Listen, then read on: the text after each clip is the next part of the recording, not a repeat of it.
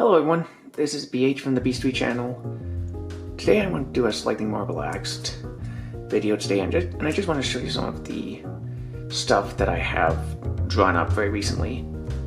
There will be a few drawing tips in this video, just to make sure that it isn't just me showing you stuff, that you are getting some value out of this as well.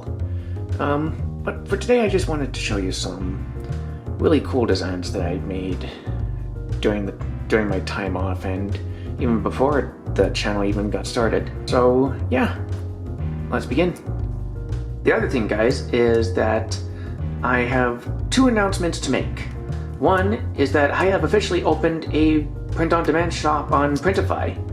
On there you can find items, mugs, t-shirts, hoodies, notebooks, canvas matte posters, etc. with two separate creatures on them. One is of a kraken, and the other is of a Sasquatch. Both I've drawn up myself. So if you're looking for something to get, just appreciate fine art product, or even want a Christmas gift that you think could suit someone, head on over there. The link is on the screen and in the description. Now the other thing too is that I recently opened up two sites on freelancing platforms. One is on Behance and the other is on Upwork. The third is on Artistry. I did do Fiverr, but come on, Fiverr's in the crapper right now. Anyway, but yeah, you can contact me there. There's all my pricing, what I do, what I'm willing to do. So you just need to click on the links if you have a project in mind.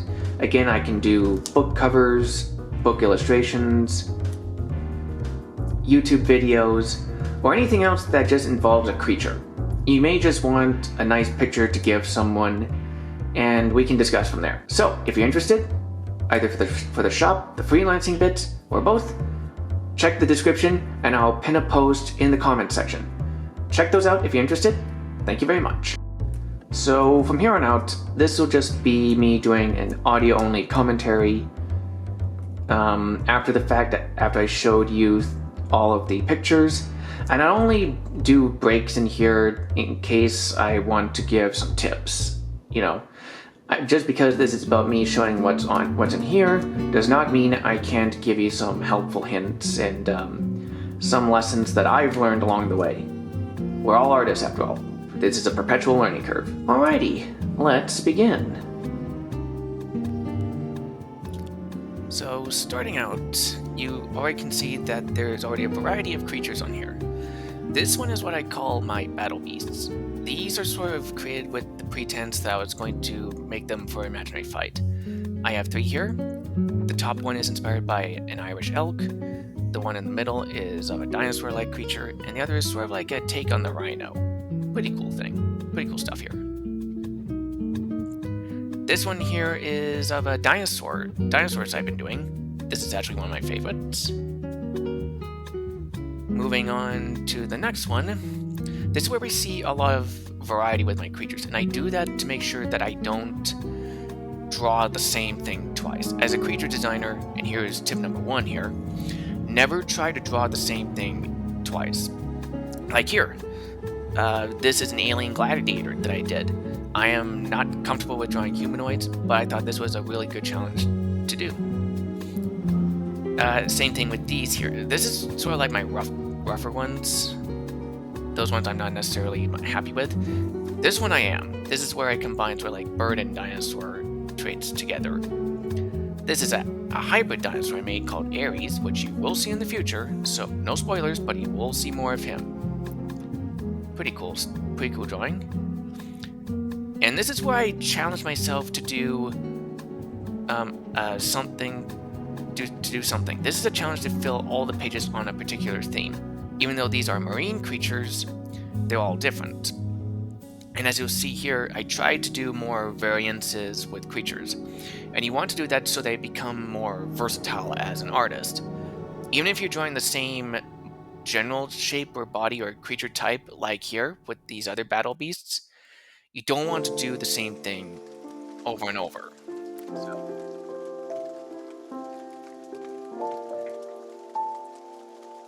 For example, here, even though these are mainly deep sea dwelling creatures I'm doing here, I always make sure to put a few creatures here from other biomes to spruce things up a little bit.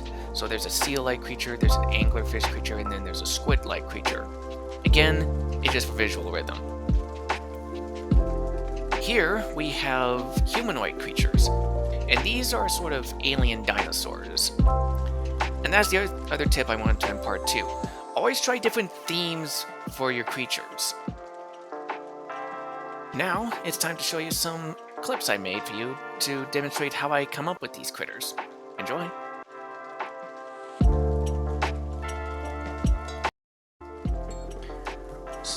Okay, so for a quick sketch, what I basically do is I start with a flat bottom, basically to ground my creatures. You see this a lot in my videos because you want to know where's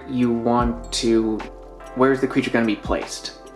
You know, how is it going to land, how is it going to walk on the ground, how is it going to stand on the ground.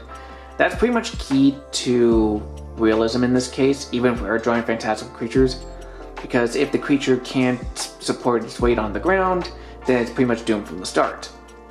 Okay, so that's step one. Step two, we number these.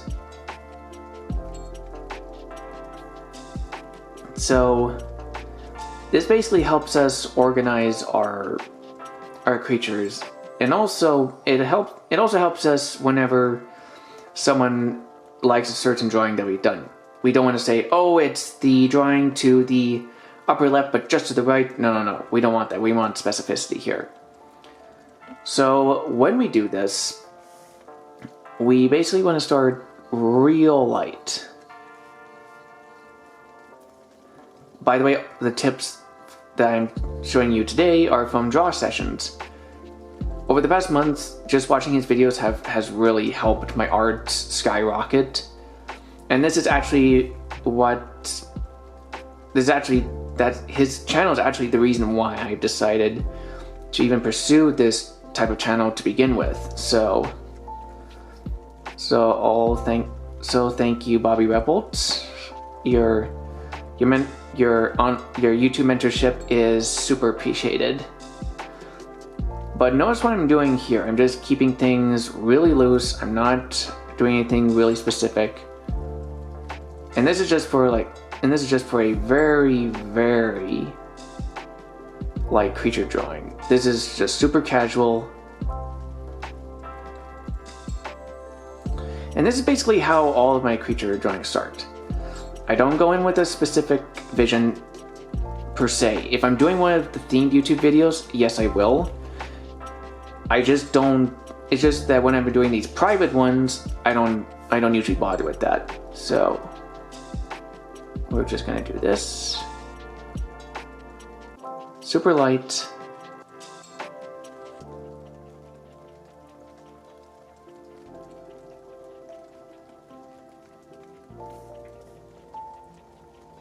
Just doing this way. This could be like some really weird chicken. Notice how I'm trying to keep everything well in proportion. Even if this is a creature that doesn't necessarily exist, I'm still trying to keep things as believable as they can be.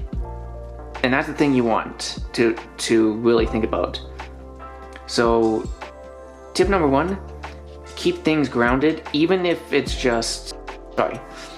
something imaginary. It has to be believable in the world that you're making it. And these little sketches here, these are called thumbnails.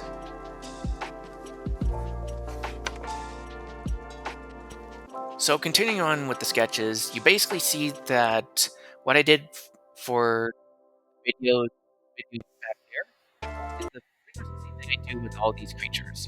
Sometimes if I'm doing a sort of headshot kind of thing, I don't necessarily need a background because it's just the profile of the face or it's straight on. But there will be times where I will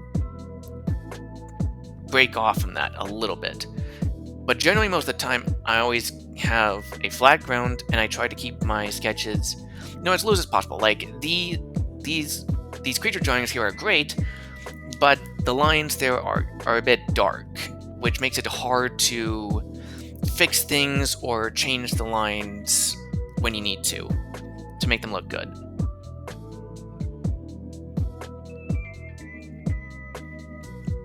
So, moving on with the sketches, as you can see, again, more variety. It's really important to have different types of creatures or characters or even objects or sceneries. Alright, so this is our first thumbnail here. This is just a quickie little thing. But notice how I wasn't keeping myself too rigid. You don't ever want to do that whenever you're making these quick sketches. By the way, these are called thumbnailing. It's called thumbnails. These are sort of like the little sketches you see creature designers have on their website where they have multiple variations of these. That's what this is. It's basically just exploratory sketching. And the trick with doing these little thumbnail sketches is that, one, you don't want to hold yourself down. You want to explore as many different design avenues and body types and anything that could help your creature design in any shape or form. So you just have to let yourself go and just let your imagination do the best. So for those of you who are thinking to yourselves, I'll never draw things that are as good looking as your stuff, oh my god, I can't attain it. Well, thing is, I was in your shoes too, and I get it. It's really daunting and really hard to get at this level, but what you need to do is A, have trust in yourself, B, trust the process, and 3, just let yourself make mistakes. I made a ton of mistakes before this, so if you don't do those 3 things, you never know what it's like to make, good art. I'll show you another useful lesson I learned. Heck, I could even do a variation here where I do something completely off the wall.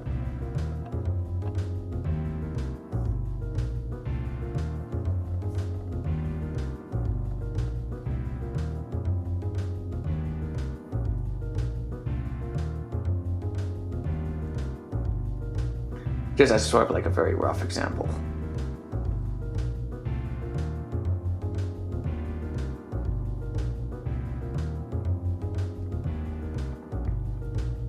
And here's another thing too. Just like I said before, I start out very rough. This may not look like a masterpiece right now, but if I keep working at it, and if I just trust the process enough, I will eventually start to see how certain shapes might be fixed or might be modified and all that. And again, part of that is just keeping loose. You don't want to limit yourself too much at this stage.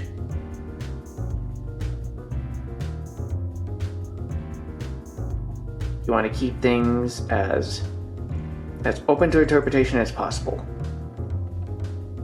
And all those creatures I showed you before, that's how I was able to get them. I was just letting my mind wander, thinking of different design possibilities, not, as Bobby Rebels from Draw Sessions says, don't be married to one design. At this stage, you just want to look at all different possibilities. If this one doesn't work, then maybe this one. Then if not, then you go on to the next.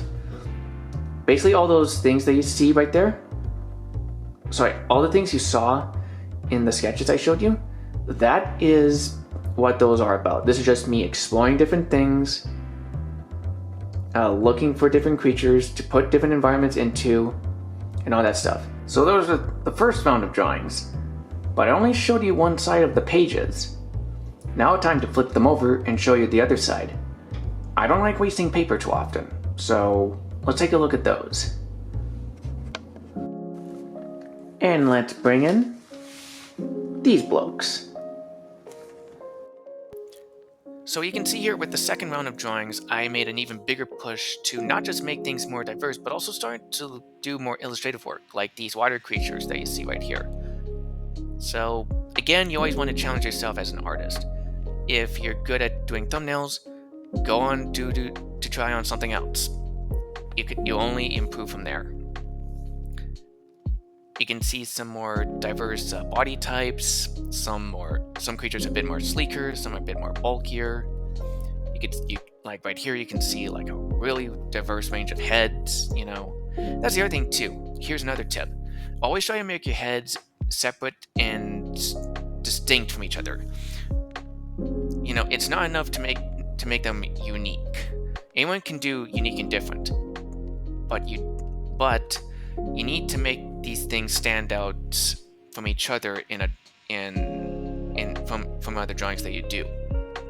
So that's another thing you're going to do. And really pay attention to these number of drawings. You can really see that I made a concerted effort to do just that. For one, not just to expand my art, but also how do I make it stand out from the rest of the other drawings that I did. And even if these are rough sketches, they should give you an idea of what you should generally be going towards. Part of drawing and learning how to do this type of art is just practice, and practicing what you should be doing instead of what you should not be, which is pretty hard to do, I know, but it must be said. That's another tip from Bobby's videos.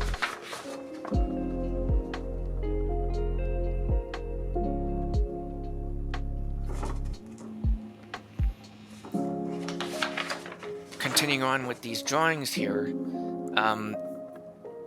again, some more diversity here, and here's another tip.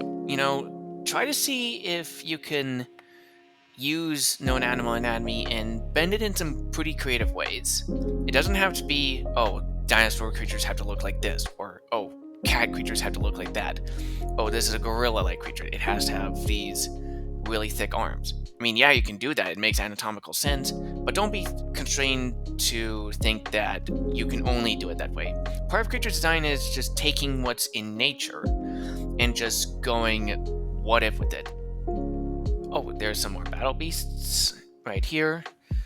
These ones were really cool. The number 3 I actually really like the most. It just has the most character and distinct traits to it, I'd say. These I am planning to write stories for, and books, so keep an eye out on the channel here. It's gonna be pretty neat what I'm gonna cook up. But yeah, that's part of the reason why I want to draw these creatures. I want to basically bring to life as much as possible what is in my head and put them on paper. I'm pretty sure that's what every artist wants to do. But when it comes to creatures, I just find there's something so cool, really, really cool. These batch of aquatic creatures right here. Those were all in my head. Those were for a story that I had, and I didn't know how to I didn't know how to draw them until now. So some different body shapes and anatomies. Some are a bit more like a ray. There's one that kind of looks like a sloth aardvark dinosaur thing. Then others look like a weird bison octopus Cthulhu on 4 legs. Again, again, that's the other thing. Nothing is too weird for you at this stage. Don't ever tell you that, this is a stupid idea, or this is not gonna work. I had a few of those days myself, but listening to draw sessions really helped me get out of that, slump and stop listening to that inner voice in you. Again, it's something that you have to overcome if you are doing art or just doing anything that's creative, whether it's singing, songwriting, painting, doing sculptures, or even heck, you doing ZBrush to do creatures. You just have to learn how to negotiate with that little voice in your head and just keep trucking. That's the important thing. Always keep trucking. Don't give up. No matter how much you do, don't give up. And this sketchbook, a lot of these drawings here actually were made when I was feeling down in the dumps, and And this was a very therapeutic way of helping me deal with a lot of those negative emotions. And there are times where I didn't like what I was drawing and I just stepped away. So you gotta keep that, you have to keep everything in perspective. And sometimes there are just drawings that you end up putting out that just don't land. For example, some like here have disproportionate limbs. That grates my eyes. Other times the tail doesn't really fit with the creature. Other times the body proportions are off. Either it's too wide, too skinny, too tall, or sometimes you just don't like where the art is going, and that's okay too. Sometimes you just gotta let those things just slide and just start over on a brand new page, or even just on a different part of the page, and just keep going, you know. And if you have to, like I said before, you you can always step away from what you're doing and go do something else. So that really helps with burnout, and in my experience, helps reinvigorate the your creative juices. And I just want to get real with you for a moment, because this is something that I think every creative at some point has happened at some point to them, and it's sort of a mental thing that they have to overcome. Not like an illness or any of that. It's just sort of an obstacle that we kind of put in front of ourselves, and that's you don't have to be perfect at all.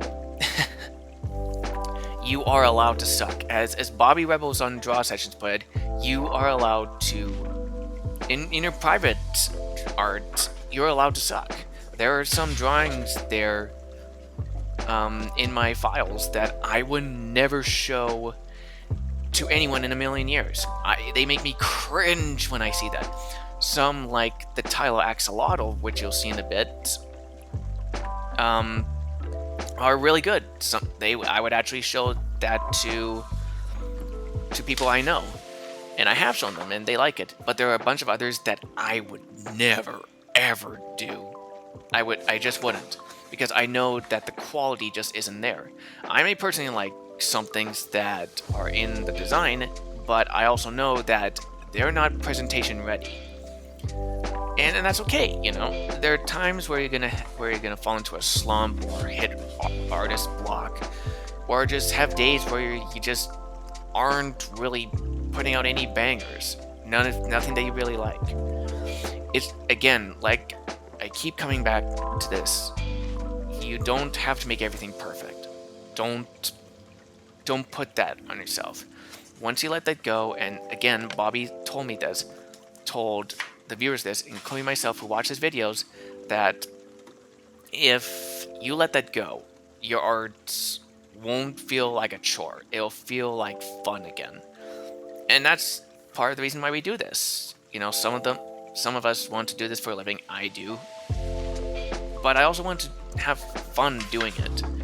And the way how you have fun is stop putting any blocks in your own path. We're our own worst enemies. So you just have to really sort of take a step back and think about what is it you want to achieve with your art. And if you still get stressed out every now and then, that's fine. Just walk away from it, go do something else. Do something else that's creative, like painting, drawing, not drawing, painting, poem writing, just general writing, even just taking a walk. It really helps you invigorate, and you may come across things that'll help you get back on the creative road faster than you think. That's happened to me more than a few times this year. So I just want to be real with you all and just say that if you are struggling with art, I get it. I've been in your shoes so many times before. Okay, the last couple of drawings I will show you today. These take me back to the beginning of this year really hard, because these are the very first drawings I remember ever doing. It's really nuts thinking just how far my art has come. But, that's what happens when you put in a lot of practice and you stick to it, even during the hard days like I told you before, you will see results. And it will pay off. And a bunch of these, again, like these very first battle beats I have ever done, these were just random ideas. I just came up on the fly. I didn't put any pressure on myself, and I just let the pencil flow onto the paper. Oh gosh, these are the very, very, very first drawings I did, where I looked at Bobby's first video I ever saw on thumbnailing and sketching, and I just drew them out on this lined piece of paper, and I just started banging out all these creatures here. Now, yeah, some of the proportions here are off, but this is just when I was just starting to get the hang of sketching. And for what it's worth, as the very first creatures I ever drew, I actually still think they still hold merit. So, this is the reason why I wanted to do the sketchbook video with you all today, is to show you where I started and show you where I am at now, and hopefully to give you some inspiration. I know it's hard to get inspired when you have all these other things in life, but this is what this video is here to tell you. It's here to tell you that no matter how hard things get, you can achieve your dreams, and I just wanted to help you and give you tips on what helped me to realize my potential. I hope it did the same to you guys.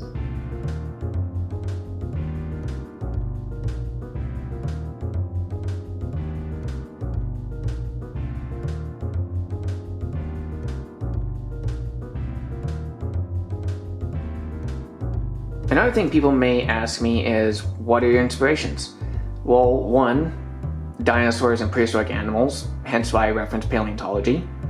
Two, just nature and zoology. I've always been interested in animals, and I'm interested in the diversity of animals as well. Three, I'm just interested in mythology because they just have not just some really cool creatures there that you can borrow from, but also some motifs they can add to your designs that you may not necessarily think of. For example, you could look at Mediterranean mythology and say, oh, this being or creature has this trait that I want to borrow from this. Same thing with Greek, Norse, Scottish, English, Welsh mythology, or even some of the other ones that are not from the Western world. Again, that's a huge part of how I do my designs. And the other thing is that I like cryptozoology. I just like, mysteries and creatures whose existence is controversial at best. Those ones are quite interesting. They have a lot of really cool stuff to them that I think could be implemented pretty well in designs if you know what you're doing. So that's what I do. Anyway, everyone, I hope today's video has given you inspiration and a renewed drive to do drawing. It certainly has done the same thing for me getting back to YouTube. Again, check out the update video at the end of the video here and in the card to find out more. But yeah, I'm happy to get back at it, and it's really nice showing you some of the better stuff that I've drawn in my time off from YouTube. It's been great. And yeah, please do check out my freelance services and my Printify shop if you're so inclined. You may just find something that you like. And also the support would be absolutely appreciated. Thank you so much for this video, guys. Please hit like, comments, and subscribe if you want to see more of these. There will be more videos up in the future. And speaking of future videos, I'll be working on a certain video about, a certain dinosaur. You may have heard of it, T-Rex. And we'll be making it scarier. See you in the next video, guys. I am Professor BH from the B Street channel. Wishing you well until next time.